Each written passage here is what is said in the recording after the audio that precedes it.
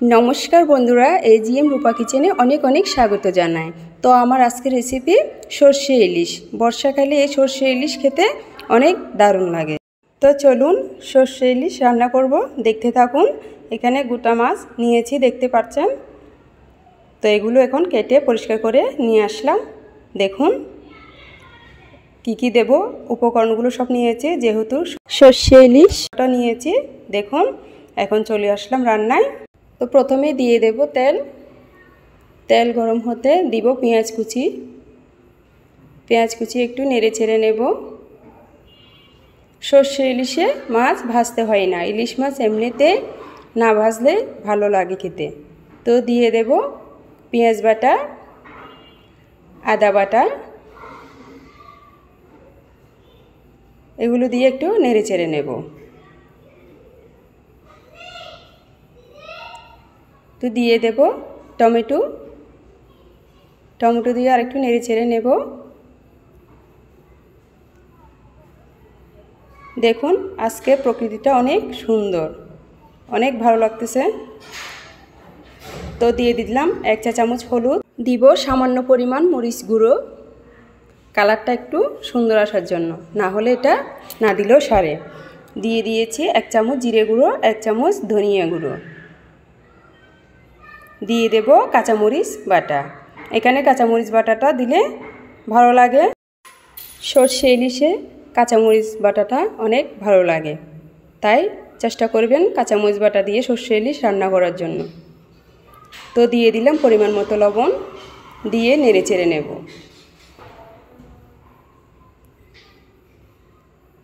তো দেখুন ভালো করে কষিয়ে নিব মশলাগুলো। এরপর দিয়ে দেব সর্ষে বাটা। মাছ অনুযায়ী সর্ষে বাটা ইউজ করবেন। দেখুন আমি 2 চা চামচ দিয়েছি, কারণ যেহেতু মাছ কম, 7 পিস মাছ খায়।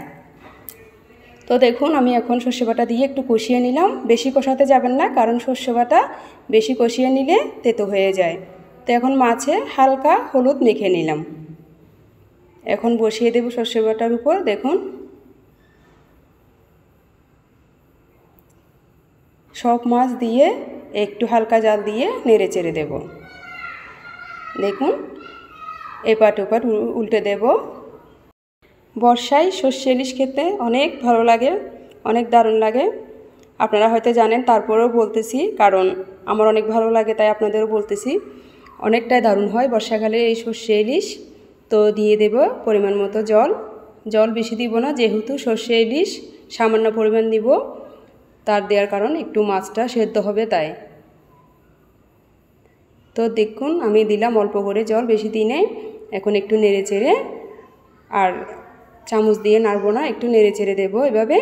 দেখতে পাচ্ছেন যেহেতু সর্ষে ইলিশ, এগুলো চামচ দিয়ে বেশি নাড়াচাড়া ঠিক হবে না, তাই দেখুন একদম মাখা মাখা করে রেখেছি আমি ঝোল। এটা আরও মাখা মাখা হয়ে যাবে। তো এখন রান্না হবে। এখন এখানে দিয়ে দেব ঢেকে। ফুটে উঠেছে, দেখুন কালারটা অনেক দারুণ আসলো। তবে রান্নাটা এখনও হয়নি, মাত্র ফুটে উঠলো।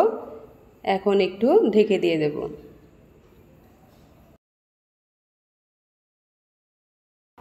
তো 2-3 মিনিট ছিল ঢেকে। দেখুন ঢাকনা তোলার পর কালারটা অনেক দারুণ আসলো, খুব ভালো লাগতেছে।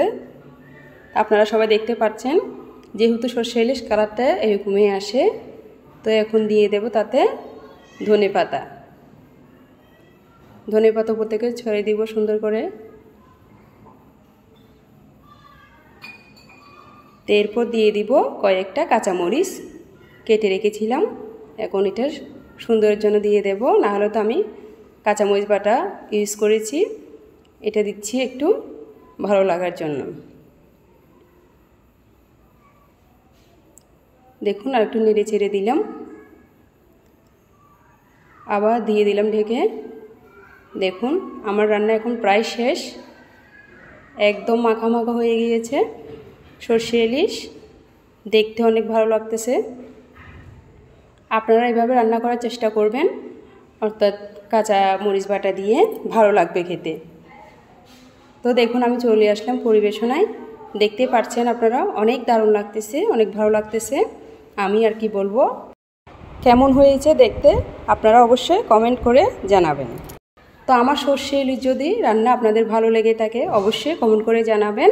আর আমার চ্যানেলটি লাইক কমেন্ট শেয়ার করে পাশে থাকবেন। আপনাদের আপনজনদের অবশ্যই শেয়ার করে দিবেন। সবাইকে অনেক অনেক ধন্যবাদ। আজ এই পর্যন্ত।